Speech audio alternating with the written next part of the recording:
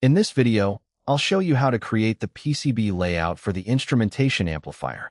We'll start with the previously completed instrumentation amplifier schematic. If you have not yet created the schematic, please watch the Fusion 360 instrumentation amplifier schematic video. The link to the video is provided in the description below. Switch to the PCB document to enter the PCB layout environment. First, configure the grid settings. A grid size, 10 mil. Alternate grid, 5 mil. Next, modify the board outline. As before, we will use dimensions of 2000 mils by 1500 mils. Define the board size by setting the start and end coordinates for each edge. Right-click the bottom edge, select Properties, and set its end coordinate to 2000, 0. Right-click the right edge, select Properties, and set its end coordinate to 2000, 1500. Right-click the left edge and select Properties. Set the start coordinate at 0, 1500. The top edge does not need further adjustment. Here are the components.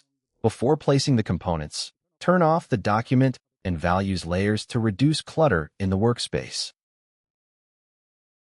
Next, place the components on the board. Move J1 to the left side of the board. Move J2 to the right side of the board, and position J3 nearby. Perform a group move by selecting a group of components to bring them closer to the board outline.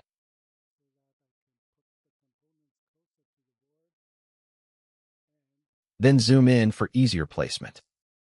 Move U1 and U2 to the center of the board. Place resistors R1 through R7 in their approximate locations. R2, R1, R3, R4, R5, R6, and R7. After placing the components, rearrange and orient them as needed. Right-click J1 and rotate it by 270 degrees. Rotate J2 and J3 by 90 degrees. Rotate R1 by 90 degrees. Rotate U1 and U2 by 270 degrees. Once all rotations are complete, click Done to exit rotation mode. Now refine the component placement. With the exception of the connectors, use the component center as the placement reference. Arrange the components so that the layout is symmetrical about the board's horizontal center line. We use mil as the coordinate unit. Position the connectors as follows. The connector J1 has 400 mils width and should be vertically centered. Place it so that its lower edge should be 550 mil above the bottom edge of the board. Place J3 with its lower edge 300 mils above the bottom edge. Place J2 with its upper edge 300 mils below the top edge of the board, corresponding to 1200 mils on the y-axis. Next, position the op-amps and resistors. Place the center of U1 at 900, 750. Place the center of U2 at 1200, 750. Place the center of R1 at 750, 750. Place the center of R3 at 850, 450, so that the left pad of R3 aligns with pin 5 of U1. Place the center of R2 at 850, 1050, so that R2 is symmetric to R3 about the horizontal center line. Move R4 to line up with R2. Place the center of R5 at 1230, 1050, so that the right pad of R5 aligns with pin 1 of U2. Place the center of R4 at 1040, 1050, so R2, R4, and R5 are evenly distributed. Place the center of R6 at 1040, 450, so that it is symmetric to R4. Place the center of R7 at 1230, 450, so that it is symmetric to R5. Check the placement carefully to ensure the components remain aligned and the overall layout maintains symmetry across the board's horizontal center line. With the component placement complete, begin routing the connections according to the schematic. Select the manual routing tool. Connect R2 to pin 4 of U1. Connect R2 to R4. Connect R4 to pin 1 of U1. Connect R4 to R5. Connect R5 to pin 3 of U2. Connect R3 to pin 6 of U1. Connect pin 7 of U1 to R3. Connect R3 to R6. Connect R6 to R7. Continue routing the remaining connections as shown in the schematic. Connect R7 to pin 1 of the output connector J3. Connect R7 to pin 2 of U2. Since R6 and R7 share the same node, this connection can be made with a short direct trace. Next, connect R1 to the inverting inputs of U1 at pins 2 and 6. Then route the input signals from J1 to the non-inverting inputs of U1 at pins 3 and 5. Because these two traces intersect, route one trace around the other to avoid crossing and maintain a clean layout.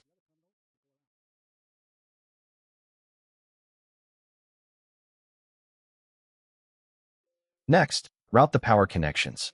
Use a 12 mm trace width for both VCC and VDD to provide a more robust power path. Begin with VCC. Because the signal traces block a direct route on the top layer, part of the connection must be routed on the bottom layer. Start routing on the bottom layer. Route the trace toward the op-amp. Click to extend the wire here. Press the spacebar to insert a via and switch back to the top layer. Complete the connection to pin 8 of U2. Return to the bottom layer and extend the VCC trace toward U1. Press the spacebar again to place another via and click to connect the via, then complete the connection to pin 8 of U1. Repeat the same procedure for VDD. Select the bottom layer and begin routing the trace. Route the trace to a suitable location and press the spacebar to insert a via. Click to connect the via and switch to the top layer to complete the connection to pin 4 of U2. Return to the bottom layer and continue routing the power line toward U1. If the routing area becomes crowded, adjust nearby traces as needed to create room for the via and maintain adequate spacing.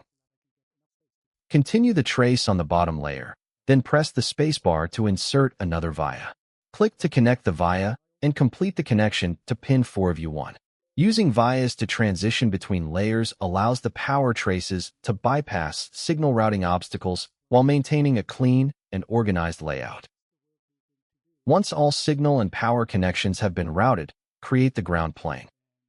Zoom out. Then navigate to Polygon. Select Polygon Pour. Set the net to AGND and draw the copper pour using the board corners as reference points. Start at 0, 0. You can check the coordinates here. Draw to 2000, 0. Continue to 2000, 1500. Then to 0, 1500. Complete the polygon to create the ground plane. Repeat the same procedure on the bottom layer to create a ground plane on both sides of the board.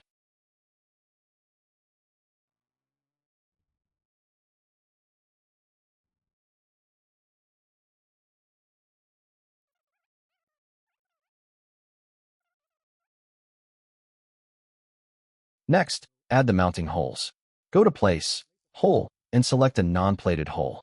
Set the hole diameter to 120 mils, then place 4 mounting holes at the board corners. 150, 150. 1850, 150. 150, 1350. 1850, 1350.